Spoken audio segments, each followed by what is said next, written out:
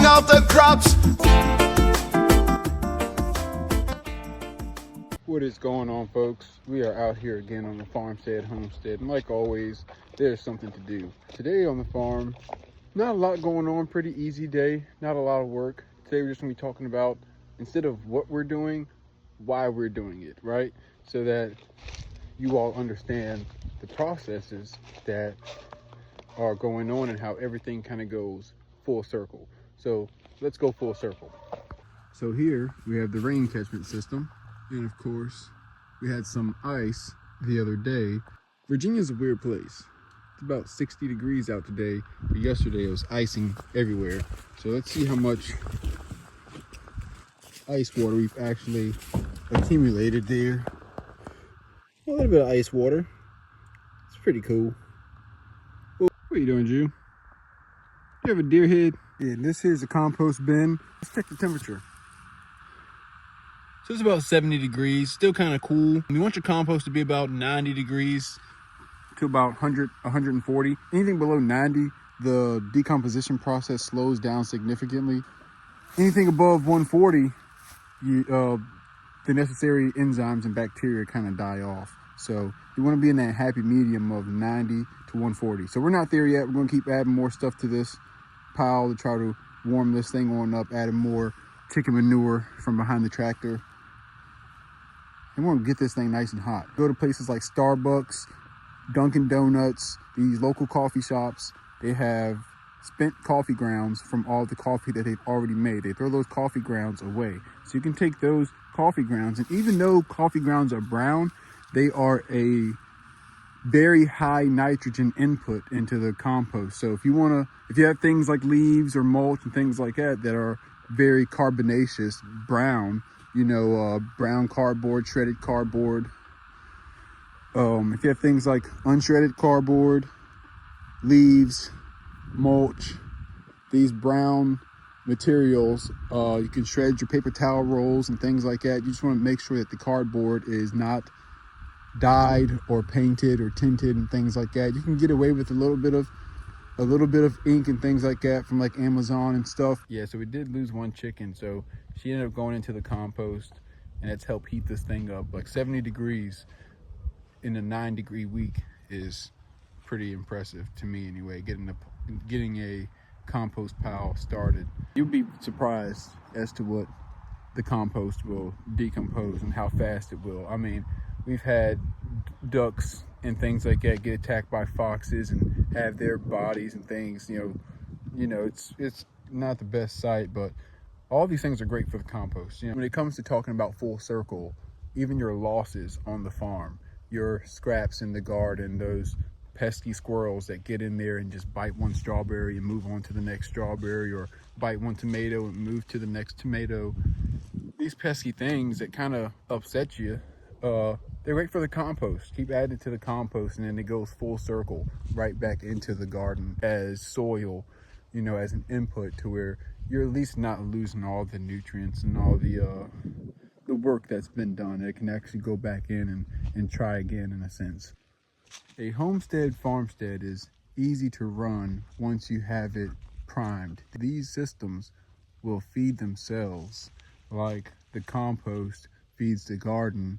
And when the squirrels and these pesky critters bite a tomato or bite a fruit and move on to the next one, spoiling a bunch, those things will go into the compost, or they go to feed the chickens, who then make poop that goes to the compost and then goes back to the garden. All of these systems begin to feed each other and benefit from one another. The worm bin and the compost. This here is a worm bin. I took an IBC tote and cut the top off and pushed it down to the bottom, drilled a bunch of holes. I'm gonna go over that with you guys and tell you how that works here in a second. The compost pile and the worm bin are the two most significant pieces of a small homestead farmstead when it comes to garbage and waste disposal. You're talking about your food scraps, foliage of the garden, the grass clippings, manure from your chickens, the scraps from your kitchen, unshredded cardboard, leaves, mulch, which goes to the compost or go to the worms. You can take the worm castings and a little bit of compost and create a seed starting mix of your own. So when the stores locally are running out of seed starting mix early in the season, when everyone's planting their own gardens, you're able to have your own resources regenerating themselves because you are sustaining your own process. The key to sustainability is that it has to be sustained. So you have to sustain yourself. You are the pump, you are the motor, you are the compressor. When you stop, all the other functions of this system stops. Joubert, he is a part of the system.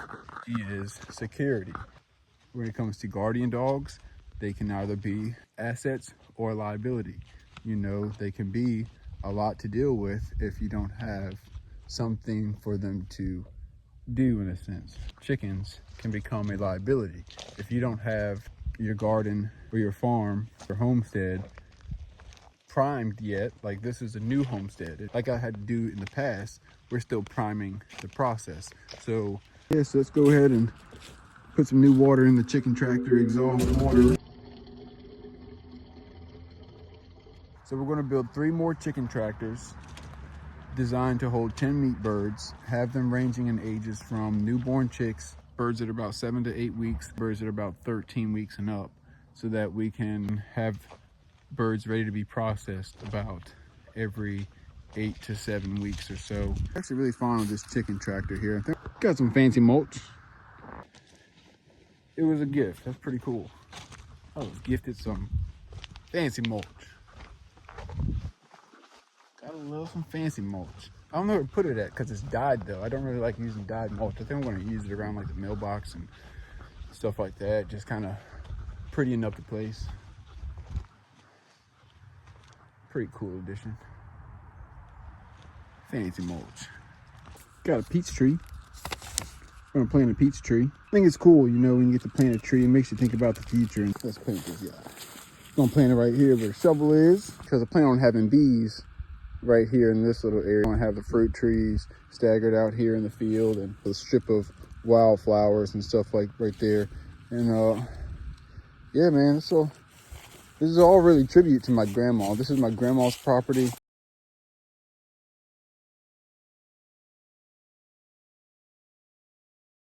So here we have the peach. This is Red Haven. It's pretty cool. Let's see how it does. Got some green twigs on there. Still pretty green. Just have to be careful with these roots here. They aren't the sturdiest thing, so you want to give them a lot of support when you're picking them up. So that's what we'll do. We give them some support, and we're going to drop it down the hole. And the native soil here isn't bad at all, man. It's actually pretty nice and dark, so I'm not going to add much soil into there. So we'll just slide it out, squeezing it kind of like from the bottom, giving it that push and kind of pull it on out of there. And it's okay. You see it's got roots on it, so that wasn't the most sturdiest soil, and it didn't take root the best in there, but that's all right. Let's get these bags real quick. Got some grocery bags. So what you do is once you have your fruit tree or any plant that you have out there that you're kind of planting isolated by itself, you're gonna take these grocery bags or cardboard, whatever you have, and just, you can rip them long ways and set them out like that, right? That's all you need. Doesn't have to be the prettiest. It's gonna be covered up forever. So we'll come over here and grab some mulch, and don't be scarce with it. These are trees that are going to be fighting weeds and other competitive plants their whole life. So be pretty generous when it comes to mulching your trees. Throw it on top of that paper there. That's all you need.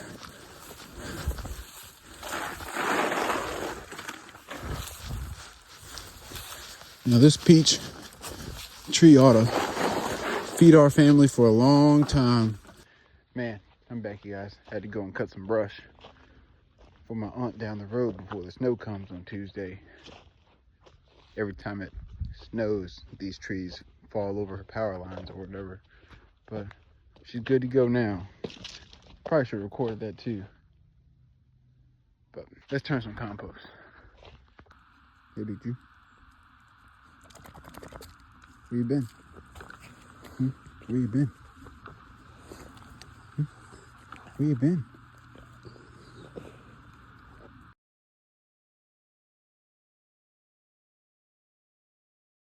So as I was turning the compost, I got to thinking, if the compost is too cold, I may be able to make a thermal battery, something that can hold the heat.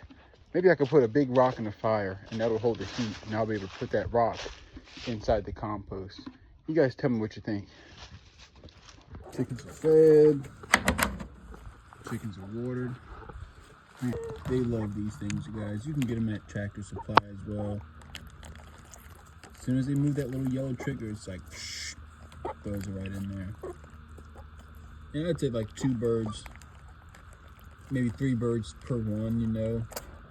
3 birds can get away with sharing one, you know. That's like minimal, but I'm still going to extend this whole thing and probably take it around the side just because I think that's cool. Man, it's been a long day. I wasn't expecting to cut brush, but got it done.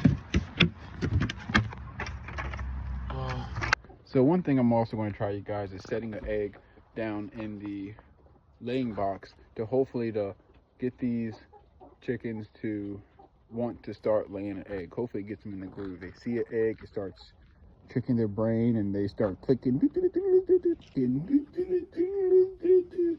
Magic an egg comes. One thing I've done before, I would go and buy like little ceramic eggs, like around Easter and stuff. I think they have them at Tractor Supply as well in the chicken section. You can go buy little fake eggs that, you know, the chickens can peck and they won't break. That's probably what will happen with this chicken egg that I'm going to put in there. They're probably going to peck it and it's probably going to break. And what I'm going to do with this egg is I'm going to put an X right on that egg. So now that I have a X on the egg, I'm going to put it in the laying bin here. And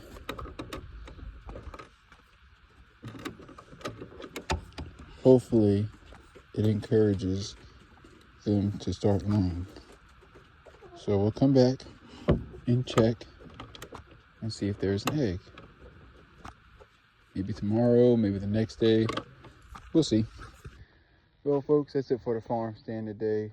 Tune in next time, man. I'm going to see if we can get these chickens to lay some eggs. We're going to see if we can get a thermal battery into this compost to get the temperature up. And yeah, I wasn't expecting to go and knock out some brush cutting today, but got it knocked out. And yeah, got some fancy mulch around this big tree. You can't really see it. We'll see it next time. Yeah, let me know what you guys think about the thermal battery and laying a dummy egg in the coop for the chickens to see if we can induce the egg laying process. Good night, you bear.